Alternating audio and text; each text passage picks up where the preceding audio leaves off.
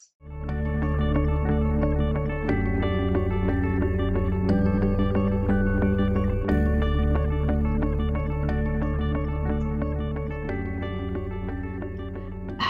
and welcome. I would like to thank you for joining this online training course. It is covering the Ask Questions model, which I developed in my book titled The Mediator's Toolkit, Formulating and Asking Questions for Successful Outcomes. I wish you a wonderful journey of learning. The purpose of this introductory module is for you to know the goals that need to be achieved when asking questions in mediation, and to know how the distortion, deletion, and deficit of communicated information can hinder or block conflict solutions. I want you to know the factors that support a mediator to shift the paradigms and perspectives of parties in mediation. And I want you to know the physiological changes that occur when parties are in conflict, as this is vital so that you do not inadvertently trigger an amygdala hijack and a resulting threatened response from a party. And lastly, I need you to understand the importance of asking penetrating questions to achieve successful and sustainable mediation settlement agreements. What are we trying to achieve by asking questions in mediation? We need to ask questions that will lead parties to changing their thinking so that they can start to see their conflict from a different perspective. This is how their thinking and their approach to the conflict will change. What we need to do is create a paradigm shift in the thinking of parties, as it is when people understand each other in mediation that a more sustainable and effective mediation settlement agreement can be reached. So what is a paradigm? A paradigm is how we see and understand the world, our role in it, and the roles of others. And it is our experiences, our values, and our beliefs that form our paradigm. And I will explain what I mean in a few minutes. This created paradigm then becomes our reference point for the information our brain absorbs and for how we communicate information to others. As our paradigm is an established pattern of thoughts that customizes our communication filters. How do we create a paradigm shift? This is done by a mediator asking questions that uncover new information, clarify existing information, reinterpret existing information, and challenge the paradigms and perspectives of parties in conflict. It is a mediator's questions that will support parties to change their paradigm and look at their conflict situation in a completely different way. Generally speaking, we need to ask questions that explore and focus the thinking of parties, and that connect and expand the thinking of parties. But to do this effectively, we need to understand the way our brain absorbs information and the way we communicate information to others, because it is within this communication process that so much information distortion and deficit occurs. And this is what leads to misinformation, misperceptions, and misunderstandings between parties. I just want to start by saying that our thinking and interpretation is limited by what we fail to notice. And as long as we fail to notice that we fail to notice, our thinking and therefore our interpretations will not change. It is our challenge as mediators to incorporate this knowledge into our practice, both for our own communication as well as for that between the parties. Now I want to move on to information deficit and distortion.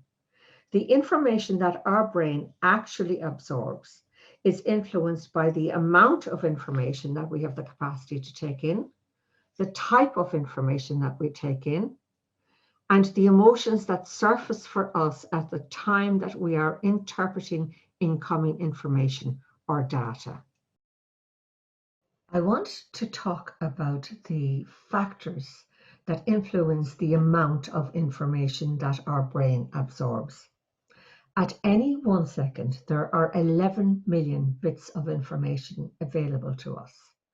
But our brain only processes approximately 40 bits per second. And to process any more than this would completely overwhelm our brain.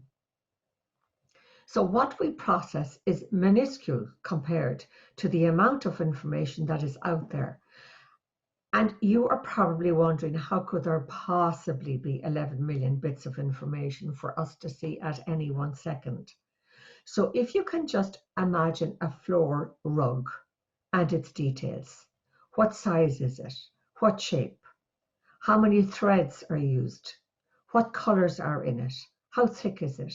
Is it made of wool, or is it some kind of synthetic material that is used? How closely are the threads woven together? What is the design? How many squares or boxes are in the design? What is the repetition of the design? And so on. So you can easily see that there could be 11 million bits of information available to us when we look at a room for a 1 second period. And in that, I am not taking into account the people in the room or anything else that is decorating that particular room.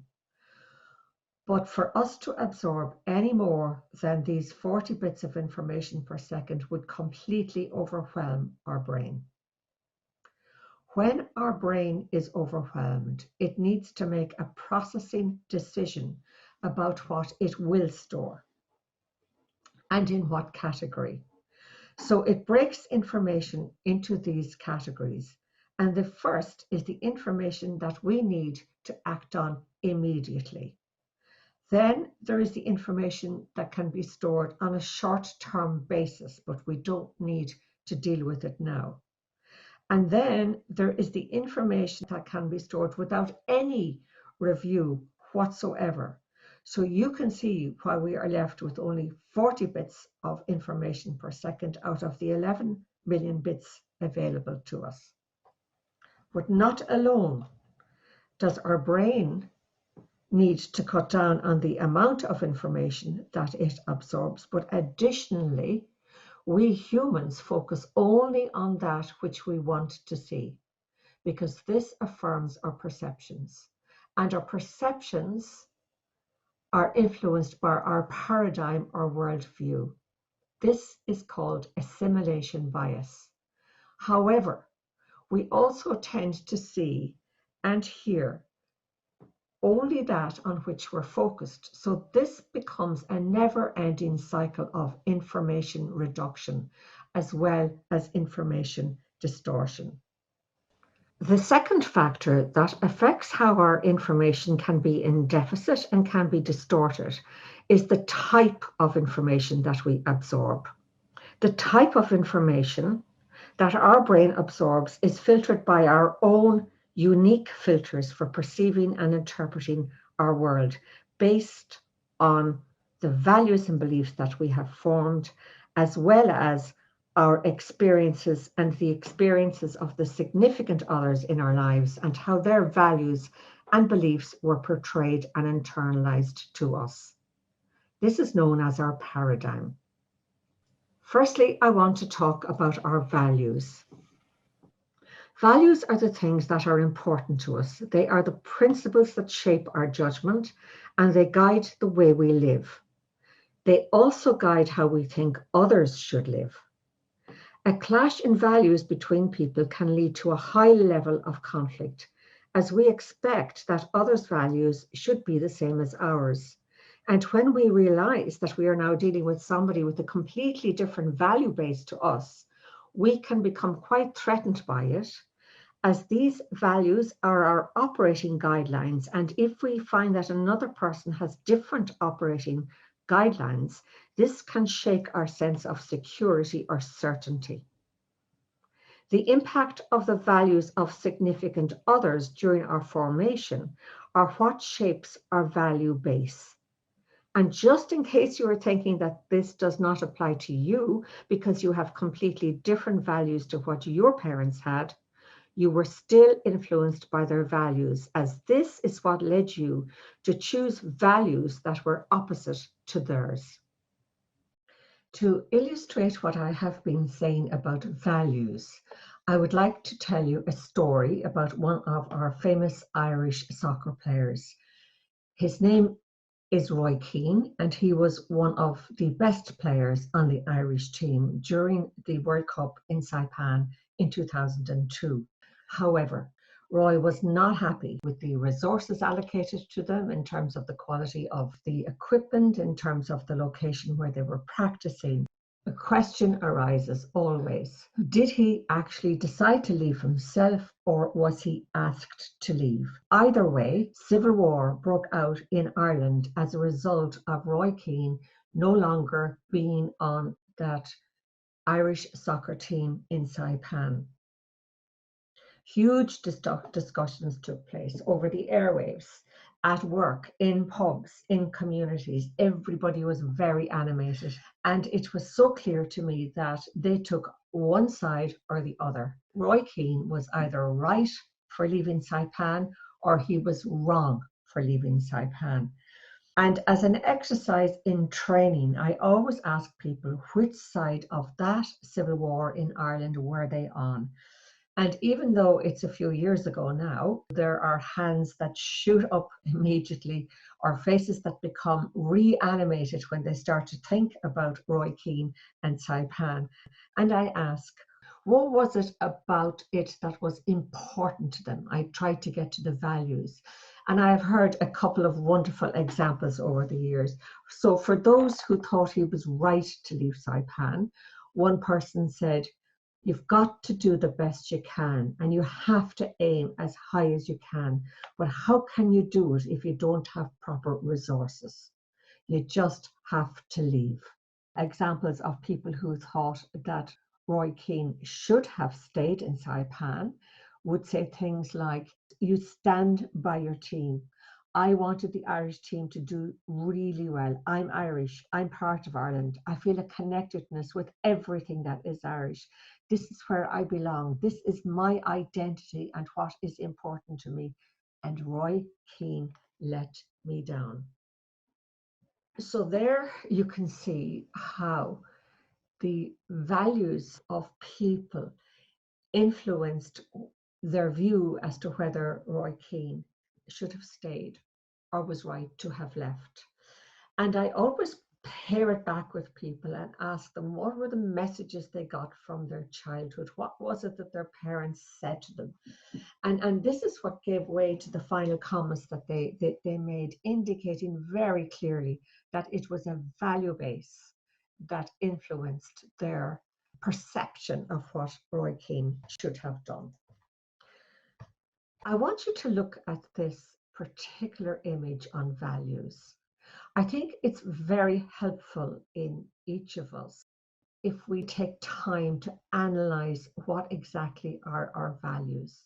So what I'd like you to do is to choose two of these categories of values that best represent you and who you really, really are. And it's important for us as mediators to know what our value base is, so that when we are mediating parties and somebody in front of us has a value base that is completely opposite to what ours would be, or completely in line with what our value base would be, we need to be really careful about whether that affects how we manage the process of mediation with them, and whether or not we remain impartial in our deeds and in what we say and the interventions that we make as a mediator during a process.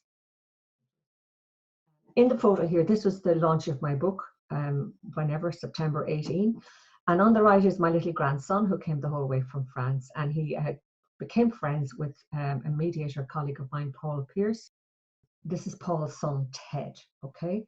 So Paul emailed me one day and he said, "May I bring Ted to the book launch?" And I said, "Of course you can." And then he said, "And what should I tell him a book launch is?"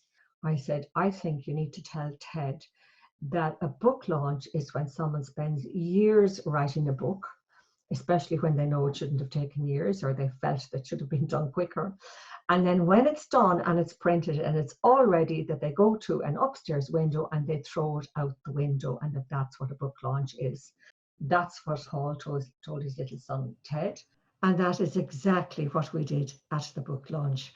We threw the book out the window to screams of delight from the two boys. For the rest of young Ted Pierce's life, he is going to believe that a book launch entails throwing a book out of a window. That will be his belief. And our beliefs are so important to us, and it doesn't matter whether there's no evidence for our belief, that it is still our belief, and we stick with it until we become maybe a little bit more aware and we start to tease out beliefs and unpack them. As well as our values and beliefs forming our paradigm and impacting on the type of information that we absorb, so do our experiences, as well as the experiences of the significant others in our lives.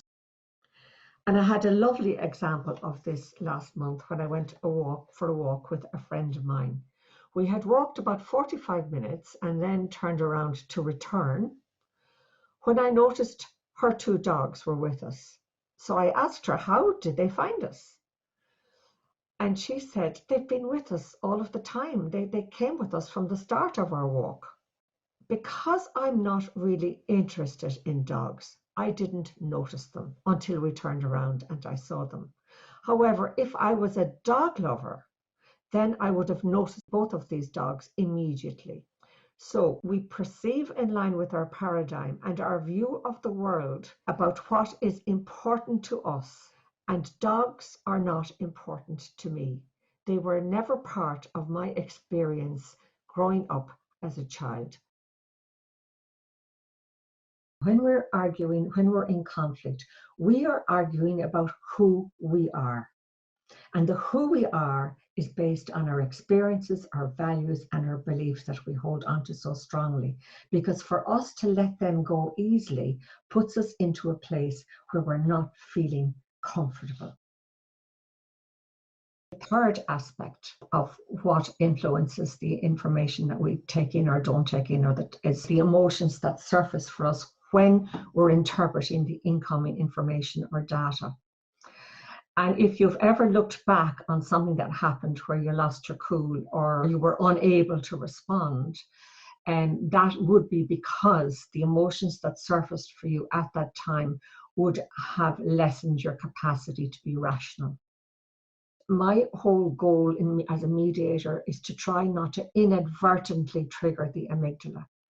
Because when the amygdala is triggered by a perceived threat or stimulus, the oxygen and the glucose necessary for cognitive thinking is diverted from our frontal brain to the amygdala in our midbrain for the processing of these emotions. And when this happens, our frontal cognitive thinking, logical brain is then deprived of oxygen and glucose and is unable to function effectively at a rational level. And so we're unable to think cognitively. The kind of things that would trigger your amygdala would be if any of your values or beliefs were being questioned. Because if someone is questioning your value base, it can be very frightening. Because you wonder, okay, if I have to live in a world where this value isn't important, and I have to live in a world with the values that this person is talking about, this will frighten me. I will not be comfortable in this environment. When an event happens that triggers something in us, it will inform us that that other person's values, needs, interests, beliefs, assumptions, or perceptions are incompatible with ours. And this will trigger a fearful response in us. It's important to know that our instinctive reaction is that we notice the negative things long before we notice the positive. And we are hardwired in this way because our amygdala is our threat detector. I would like to bring the learning on how we process information together at this stage. Our values, our beliefs, and our experiences form our paradigm. And I spoke with you about Roy Keane and the resulting debate that took place in Ireland. And I demonstrated how this debate was being informed by people's value system about what was important to them. Around beliefs, I illustrated to you the story of Ted at the book launch and what his belief is going to be for many years afterwards. And I also talked to you about experiences when I described my own experience about not noticing the dogs because I did not grow up with a dog as a family pet. It was not part of my experience. So our values and beliefs, as well as our experiences and the experiences of significant others in our lives, form our paradigm, which in turn influences our perceptions, which contribute to the type of information that we absorb. So our paradigm colors our perceptions, and our perception is our ability to see, hear, and be aware of something through our senses. Remember that as well as our paradigm influencing the type of information our brain absorbs, it is also limited by the amount of information it can take in during any 1 second. And the emotions that arise for us when we observe and interpret information also influence the information that our brain absorbs. And what is very pertinent to us as mediators, as we listen to the narratives of parties, is that our stored memories are only memories of our perceptions or subjective realities. They are not memories of reality. So there is no point in trying to find out who is right or who is wrong as our parties sit in front of us, because our perceptions are our subjective realities. In case you think that as humans we only have a problem with incoming information, we don't. We also have a problem when we communicate information to others. We distort it, we delete it, and we generalize it all over again. By the way, when I mention the term generalize, I mean when we say things like, this is typical of all men, or this is typical of all women. So how do we delete, distort, and generalize all over again when we're communicating to others? Well, we make assumptions again about what information they may already have. We make assumptions about what we think they don't know, and we make assumptions about what we think they should know. And I want to give you an example of how we delete, distort information to others. And to do that, I need to tell you a story about my friend Susanna, who came to stay in my home while I was away. On my return, she told me about what she called Windowgate. She said she stayed up late because she wanted to listen to the waves and she wanted to see the moon on the sea. So she opened an upstairs window fully. But when it came time for her to go to bed, she tried to close it and she couldn't do so. So she told me she needed to stay up all night because she knew that a storm was forecast for the coming hours. So when I spoke with Jackson the surfer and Ben the builder about it, Jack told me he had come over that morning and he tried to fix it, but he couldn't manage it. So Ben the builder was called. And then Jackson said it took Ben 30 minutes to fix it. And Susanna said, no, it took him 10 minutes to fix it. But she quietly confided it to me that it was really 5 minutes. And when I asked Ben the builder, he said, it took me 1 minute to fix it. And when I told him the story, he said, well, maybe it took me 2 minutes. So in the telling of this story, there was a difference of 29 minutes about what was actually factual information. And we communicate by deleting, distorting, and generalizing all of the time.